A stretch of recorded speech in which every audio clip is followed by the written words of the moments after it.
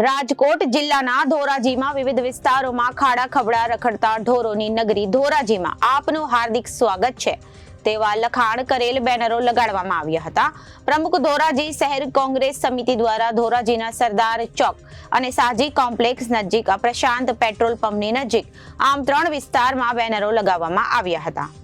પ્રમુખ ધોરાજી શહેર કોંગ્રેસ સમિતિ દ્વારા ધોરાજીના સરદાર ચોક અને સાહજી કોમ્પ્લેક્સ નજીક એક પ્રશાંત પેટ્રોલ પંપ નજીક આમ 3 વિસ્તારમાં બેનરો લગાવવામાં આવ્યા હતા।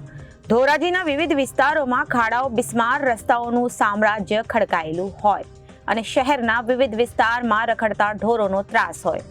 પ્રમુખ ધોરાજી શહેર કોંગ્રેસ સમિતિ લઈને અનેક વખત રજૂઆત કરવામાં આવી હતી અને કાર્યક્રમો પણ આયોજન કરવામાં આવ્યું હતું, પણ તંત્રને કોઈ પણ પ્રકારની અસર થઈ નથી, જેથી પ્રમુખ ધોરાજી શહેર કોંગ્રેસ સમિતિ દ્વારા ધોરાજીના વિવિધ વિસ્તારમાં તંત્રને જગાડવા માટે બેનરો લગાડવામાં આવ્યા હતા।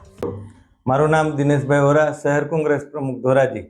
ધોરાજી શહેરની અંદર આજરોજ બેનર મારવામાં આવ્યા છે, જેમાં ખાડા ખબડા અને રખડતા પશુઓની નગરી ધોરાજીમાં આપનું હાર્દિક સ્વાગત છે એવા બેનર ધોરાજી શહેર કોંગ્રેસ સમિતિ દ્વારા મારવામાં આવ્યા છે અને આ એક તંત્રને ઢંઢોળવાનો પ્રયત્ન છે।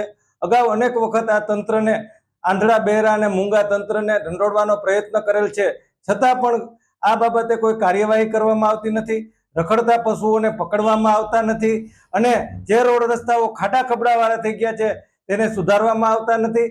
અને હાલમાં જોઈએ તો જન્માષ્ટમીના તહેવારો આવી રહ્યા છે, ત્યારે લોકો બહાર નીકળતા હોય, નાના મોટા અકસ્માતોનો ભય રહે છે, છતાં પણ આ આંધળા બહેરા અને મૂંગા તંત્રને દેખાતું નથી।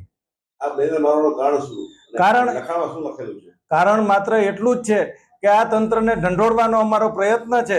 ચૂંટાયેલા પ્રતિનિધિ ધારાસભ્યશ્રી અને સંસદ સભ્યશ્રી તંત્રને કહેતા નથી અથવા તો તંત્ર એનું સાંભળતું નથી તેવું અમને લાગી રહ્યું છે। અને બેનરની અંદર અમે ઉલ્લેખ કર્યો છે કે ખાડા ખબડા અને રખડતા પશુઓની નગરી ધોરાજીમાં આપનું હાર્દિક સ્વાગત છે।